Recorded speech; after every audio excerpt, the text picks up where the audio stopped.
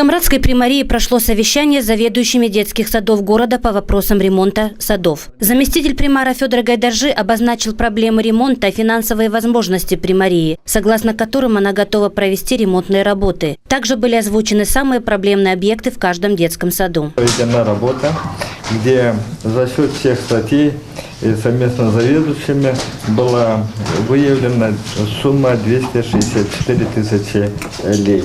Вместе с тем, на все работы запланированные, которые согласованы были заведующими, сумма составляет 546 тысяч. Примар Камрата Николай Дудогла рассказал о проектах, которые выделяют деньги на ремонт. На ремонт также деньги будут выделены из бюджета. 2 проекта получили мы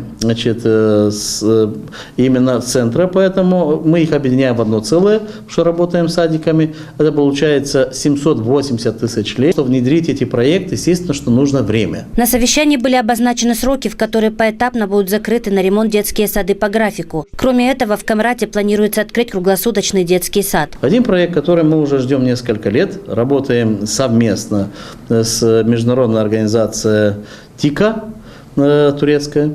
И сейчас вроде бы подходит уже к концу все составленная проектно-сметная документация, разрешение есть с Анкары, то есть последние штрихи, и мы так думаем, что в июне месяце этот проект начнет внедряться, проект на 5 миллионов лей, это реконструкция садика номер 1, где будет у нас круглосуточный садик. Примар отметил, что в этом году для всех детских садов будет закуплено новое постельное белье и детско-спортивное оборудование.